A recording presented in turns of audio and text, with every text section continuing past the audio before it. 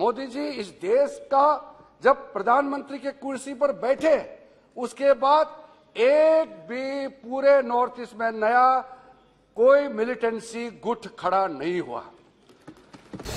पिछले 9 साल के अंदर में 8,000 से ज्यादा जो मिलिटेंट ऑर्गेनाइजेशन में काम करने वाला बंदूक के साथ सरेंडर कर चुके हैं।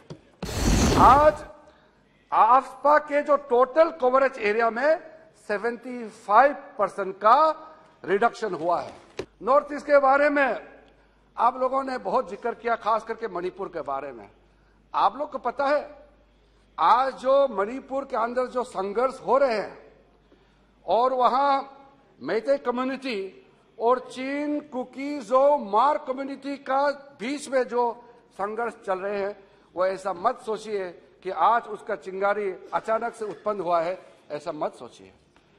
बरसों से आपका नेग्लिजेंस, बरसों से जो आपने नॉर्थ ईस्ट को अपने पे मरने के लिए छोड़ दिया, हैंड होल्डिंग करने के लिए आप सोचा नहीं है, उसी का नतीजा है। मैं आज वायलेंस के लेकर के पूरा डिटेल में नहीं कहूंगा, क्योंकि गृह मंत्री जी जब इंटरवेंशन करेंगे तो स्पेसिफिकली वो इस बात को कहेंगे, इसलिए मैं सिर्फ ऊपर का जो परिस्थिति है उसको बताना चाहता हूं। मणिपुर के अंदर में हमारा देश का सबसे ज्यादा मिलिटेंसी का ऑर्गेनाइजेशन का उत्पन्न हुआ और आपको यह समझना पड़ेगा 2014 के बाद मोदी जी इस देश का जब प्रधानमंत्री के कुर्सी पर बैठे उसके बाद एक भी पूरे नॉर्थ ईस्ट में नया कोई मिलिटेंसी गुट खड़ा नहीं हुआ। और नॉर्थ ईस्ट के अंदर में टोटल में आपको अगर संख्या बताऊंगा, पिछले 9 साल के अंदर में 8,000 से ज्यादा जो मिलिटेंट ऑर्गेनाइजेशन में काम करने वाला बंदूक के साथ सरेंडर कर चुके हैं। 800%, 800% इंक्रीज हुआ है surrendering of the militants.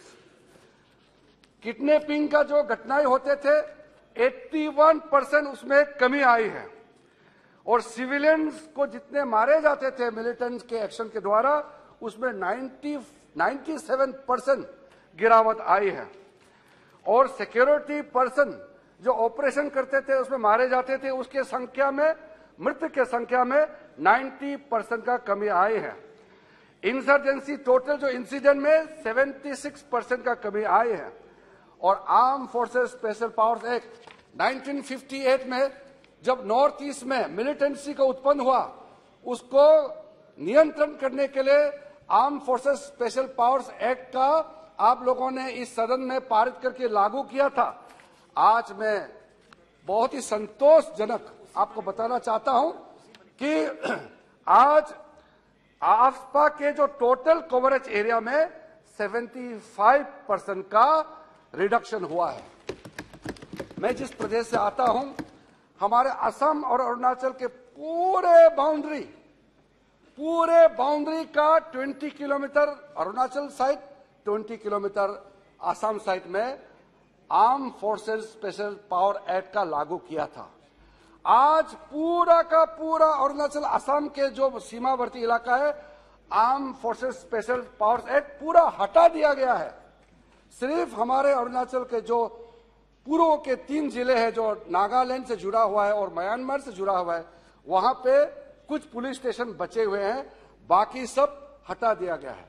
Assam में अब आफ्सपा नहीं है, त्रिपुरा में आफ्सपा नहीं है, मिजोरम में नहीं है, सिक्किम में पहले से नहीं था। अब नागालैंड के कुछ जिले और मणिपुर के कुछ जिले में सिर्फ बच के रह गए हैं।